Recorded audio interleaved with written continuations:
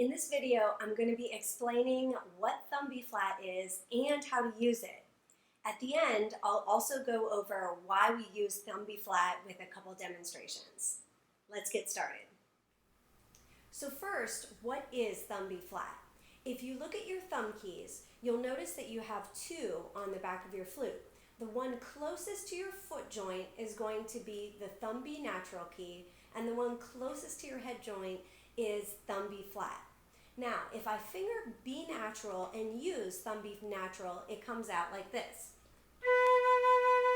But if I slide my thumb over to B flat, the thumb B flat key, I'm going to get this note.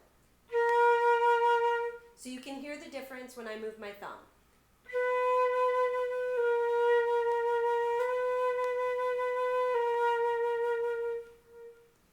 The cool thing about this is that it doesn't affect most of the other notes on the flute. So if I finger A natural and I use thumb B natural, it comes out like this.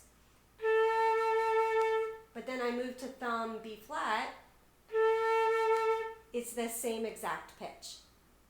So let's look at that again. I'll start with B natural, and the only thing I'm going to move here is my thumb. That makes B flat.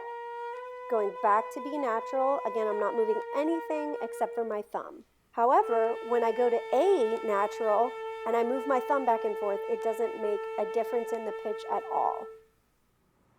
There are three rules that you need to know about using thumb B flat. The first rule is that there are only two notes that are negatively affected by thumb B flat. Those two notes are B natural, which you know already. If you play a finger B natural and then you move your thumb to thumb B flat, it's going to create a B flat. And then the other note is high F sharp. So if I play a high F sharp with thumb B natural, it's going to sound fine. But then if I switch to thumb B flat, you're going to hear a not so good sound.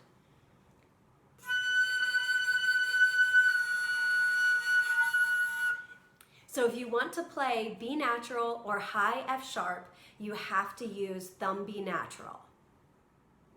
The second rule is that we never slide between thumb B flat and thumb B natural. It's extremely unreliable to go and slide between.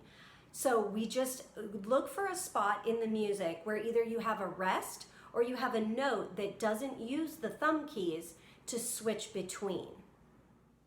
The third rule is probably the most important rule because it tells us when we're going to use thumb B flat. In general, we use thumb B flat when there are flats in the key signature.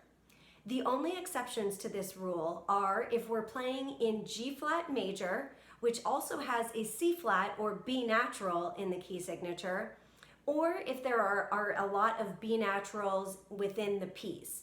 This would mean that we would be sliding back and forth and probably isn't going to work well to use thumb B flat. The last thing I want to go over is why use thumb B flat. Well, to answer this question, I'm going to have you do a demonstration with me. So first we're going to go between A natural and B flat using our old B flat fingering as fast as possible. Okay, and now we're going to do those same two notes, but we're going to use thumb B flat. Remember, you do not have to switch back and forth between when you're going on A and B flat. You just keep that B flat there the entire time. So which one was easier? Obviously the second one, because we didn't have to do what's called a cross fingering. This makes for better technique. So if you're using and incorporating thumb B flat into your playing, you're going to have faster, smoother technique for all of your playing. It takes a couple weeks to get out of this habit of always using this fingering for B flat. But if you're really diligent about it and think really hard and make it a point to make it part of your practice every day, then you will have it incorporated into your playing in no time. Let's take a look at one quick practice example. Here we're going to begin with the first four notes of an F major scale, and your thumb should already be on thumb B flat. As you play this, do several repetitions and make sure that you're starting and ending with your thumb on thumb B flat. Once you feel comfortable, go ahead and try the whole 1-octave scale. And then you could try the same thing in the 2nd octave.